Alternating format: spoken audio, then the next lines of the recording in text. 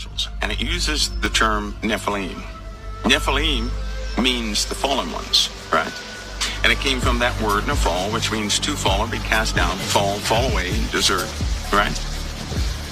Also, in that same terminology is the word Hagaborim, which means the mighty ones, right? So when you look into mythology, please don't go back into mythology. You've known about this, the Greek pantheon and all these guys, the Mahabharata in India, all these different writings, the ancient people in Egypt, right? I'm going to assure you tonight, all these jokers have been recreated in modern times, and how the world does worship them. You just don't know who they are, but you will before tonight ends. We're going to put some things in perspective. It may make you look differently about what's happening in the world. I can assure everybody out there, the fallen angels are back in action. They really are. Now, this is going to go down, not a rabbit hole, right? But we're going to be saying things tonight that probably, for some people, it won't make sense. I'm going to start by saying this. Remember, you're washed by the blood of the Lamb. You are. You're washed by the blood of the Lamb. You did not come to Jesus on your own. The Father sent you to Christ. Right? So you acknowledged a call that your Father had upon your life. And you said yes. So yes, you're struggling. Yes, you're striving. But you belong to Christ. You do not belong to the fallen angels. Okay? A long time ago in the time of Noah. And, we can talk about some things tonight. Most people think of the time of Noah. I'm not kidding either. I'm not kidding. You can believe or not believe. That's not the point of tonight, is whether you believe me or not believe me. I'm just giving you a history lesson so that I can have a premise, so that we can have a premise to speak about those things that are happening today. Okay? A long time ago in the time of Noah, how many people think that Noah was out there building a wooden ark, right, among Stone Age people? How many believe that? You guys believe that? Anybody? Now, I can tell you already that if you're steeped in carbon dating, and you really do trust what the world has presented to you, right, you're not going to really embrace what I'm saying tonight. But there are a lot of people who look back in the days of Noah, and he's building a wooden ark. He didn't build a steel ark. He didn't. It was a wooden ark, just as it was described in the Bible. But I can assure you the people that were around him were not, they weren't dragging their knuckles on the ground, walking around with spears and things of that nature. Something happened in the 20s. Something happened in the 20s.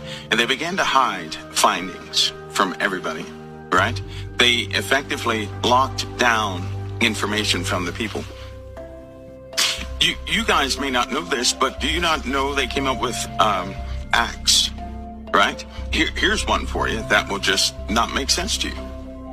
Go look in the Library of Congress, and you begin to look up these things. You're going to find something called, you ready for this? You ready for this? Extraterrestrial Act. Congress made up this thing. And let me tell you what that's for. That's in case something comes out of the heavens, right? You're not legally, you're not allowed to get near this thing, to touch that thing, to possess, or you can't stay in the area or anything else. You can't even see the thing. You're not allowed to look at it, right? Which means if something comes from the heavens, right, you can be detained for having seen it legally. That law does exist, right? Now, why would they do such a thing? I don't think this is fascinating. Listen, this topic I'm speaking of tonight should not be fascinating to you. It shouldn't be fascinating to anybody. It was the nature of the world as it really is. All right. So they did this, and it's often used for, like, when the SR-71 went down in New Mexico, right? Nobody could come near that. Nobody could. So that means anything not from here. Meteorites, if they land in your front yard, do you not know you're not allowed to touch it? Not allowed to. Very exotic metals in there. People pay a lot of money for that metal. You can't touch it. That act does exist. They can detain you for this, right? But most importantly, most importantly, it protects probes. I'm going to call them probes. That's what I'm going to call them. Like drones. We have drones. Everybody knows what a drone is. Right? So it protects certain drones. Going back to Noah's time, Noah builds an ark out of wood. But in a time or society was very similar to what it is today. Very close to what it is today. Of course, they had access to a lot more things than we did. The fallen angels, when they did fall, right? They taught men the sciences. They did. They taught men how to make weapons, right? How to work the metals of earth. They did. Because mankind did not come up on this. They didn't come up with the rudimentary things of how to work elements and metals and everything else on their own. How did they know to look down in the ground for copper, right? And for gold and for silver?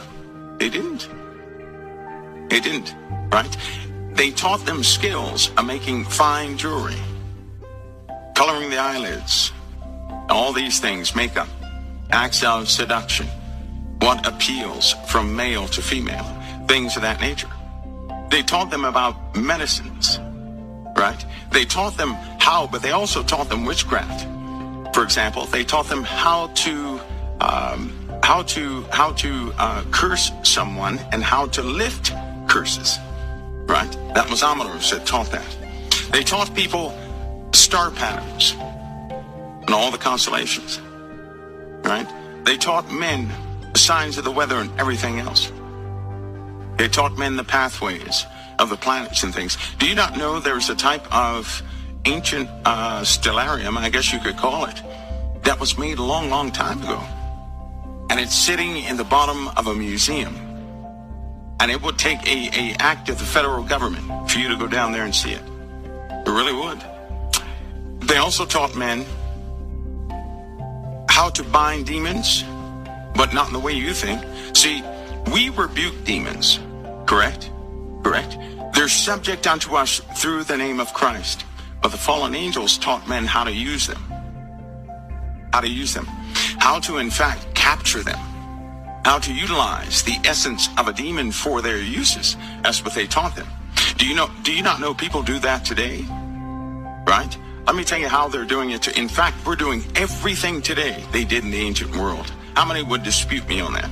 How many would give me an instant rebuttal and say, no, we're not. We're not doing that. But I'm going to tell you something about Noah. Imagine Noah living in a time like we live in now, right? We have ships and cruise ships and everything else. So here comes a guy who starts chopping down trees, right? Now just imagine this. Just use your imagination. He's building a boat out of wood when they have industry, right? Can you imagine if a person was started to build a boat out of wood and natural materials in this world? You would laugh yourself. You're a Christian and you would laugh at the guy, would you not? And you got to ask yourself, first of all, why did the Lord, and I know there are plenty of stories about Noah's Ark. Some people say it wasn't an ark. Some people say it was this and that. I'm not here to discuss some people. Let me share something with you that I know about, right? When God told him to utilize things, he utilized natural materials, knowing that the material world was going to be destroyed and everything in that world would be done away with. And Noah was to reboot the planet. Did he not? Didn't he? So then everybody who survived, they were back at square one without the corruption of the fallen angels. You see, it was not enough to get rid of the Nephilim. It was not enough to bind the fallen angels. You had to get rid of the very thing they taught mankind.